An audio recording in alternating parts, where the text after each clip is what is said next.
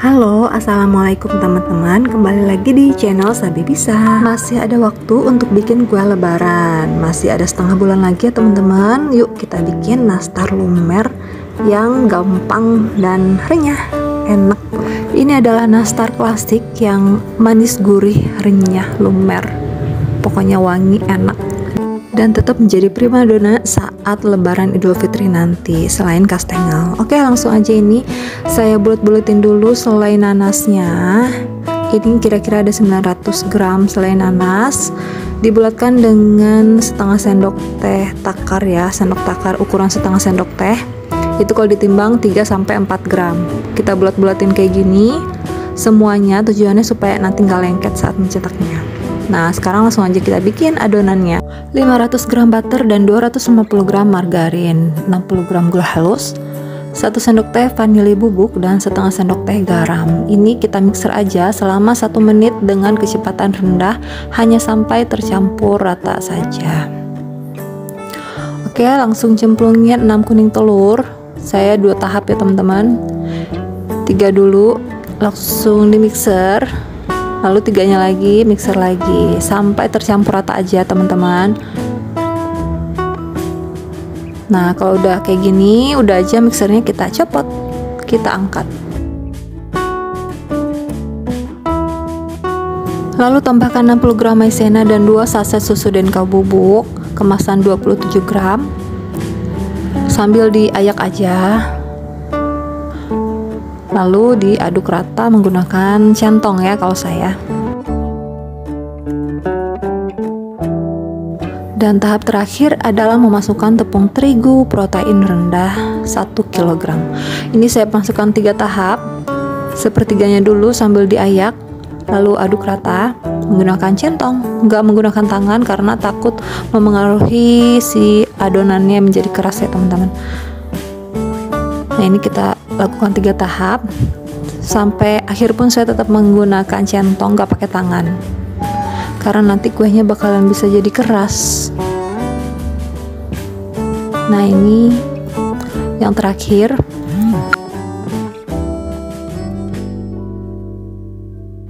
Nah, ini udah selesai adonannya, udah siap dicetak, dibentuk maksudnya. Nah, ini nanas yang udah dibentuk, ini ada 264 butir ya teman-teman, dari 900 gram selai nanas. Ada yang 3, ada yang 4 gram, beda-beda, tapi saya pakai sendok takar yang setengah sendok teh loh.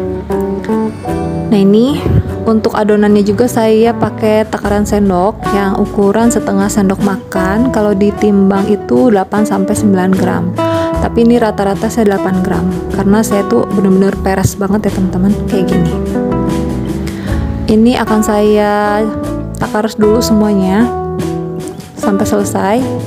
Menurut saya cara ini tuh bener-bener yang paling cepet ya, jadi nanti tangannya nggak lengket. Terus takarannya juga sama, nggak perlu ditimbang-timbang, itu bikin lama. Jadi kalau menurut saya ini udah paling cepet pakai sendok takar. Oke, langsung aja kita ambil satu adonan, dibulat-bulatin kayak gini dulu, lalu tengahnya dikasih lubang,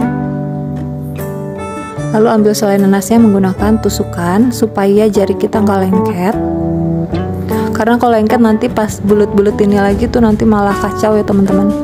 Nah, ini udah dimasukin, langsung aja kita tutup rapat-rapat. Yang bocor-bocornya kita tutup-tutup dulu ya teman-teman sebelum kita buletin, supaya nanti saat bakarnya selainya itu nggak keluar. Kita buletin semulus mungkin. Kita lakukan semuanya. Nah, kalau kalian pengen tahu saya lamanya buletin nanas ini 900 gram ini selama 1 jam buletinnya, itu malam-malam saya kerjain.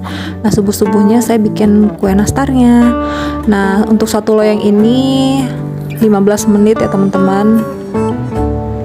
Nah, untuk adonan sebanyak ini tuh menghasilkan 5 loyang. Satu loyang itu 64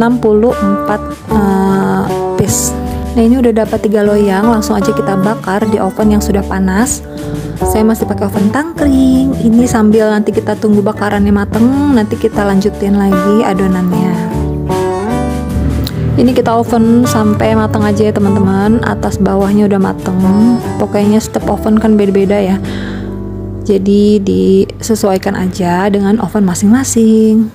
Nah ini bagian bawah udah matang ya teman-teman.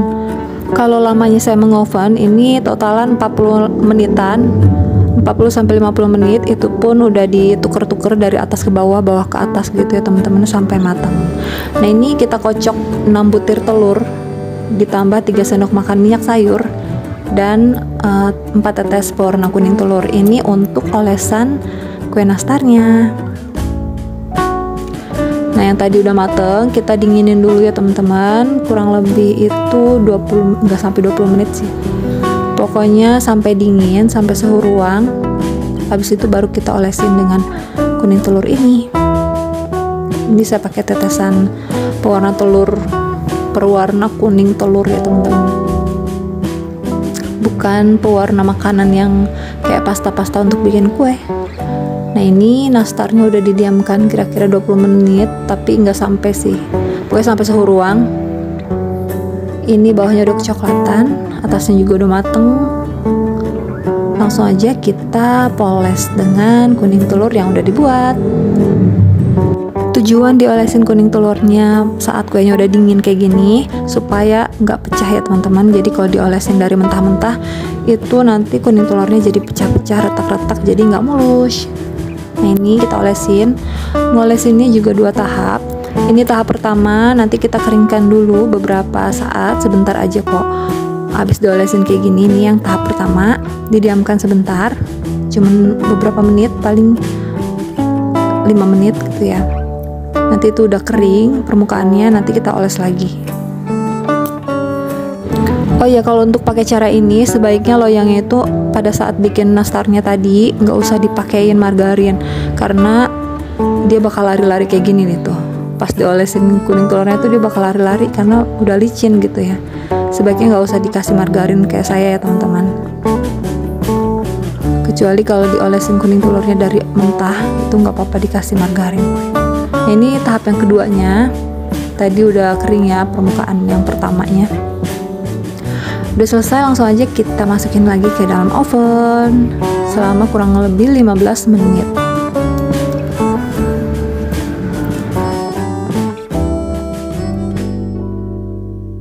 Dan tada, nastar klasik lumer sudah jadi.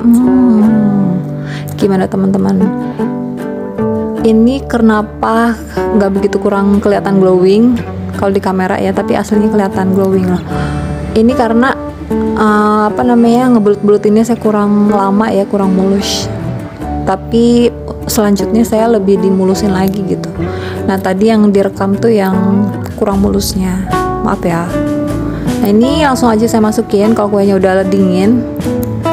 Nah ini penampakannya, bawahnya udah oke, atasnya juga udah oke. Langsung aja kita belah ya, pengen tahu dalamnya kayak apa. Begitu renyahnya, sampai belahnya tuh gampang banget. Mantap, isiannya banyak, luarnya juga nggak yang giung manis karena pakai garam ya teman-teman. Jadi gula halusnya juga nggak terlalu banyak, jadi nggak giung. Luarnya lebih kayak ada asin-asinnya dan dalamnya juga manis, jadi pas. Kita cobain. Enak banget ini teman-teman, lumer. Jadi kalian nanti bikin isiannya agak dibanyakin dan luarnya jangan terlalu tebel ya adonannya. Duh, ini tuh bener-bener prima donna banget saat lebaran nanti ya teman-teman. Nastar dan kastengel, nanti untuk resep kastengelnya ada di video selanjutnya nanti ya. Ini satu adonan tadi menghasilkan 3 toples bulat ukuran setengah kilo kurang. Isinya ada 36 piece, dan toples silinder ukuran 500 ml isinya ada 32 piece. Dapat 4 tabung silinder. Oh ya, ada lebihnya lagi tuh yang di piring, itu kira-kira ada 17 piece.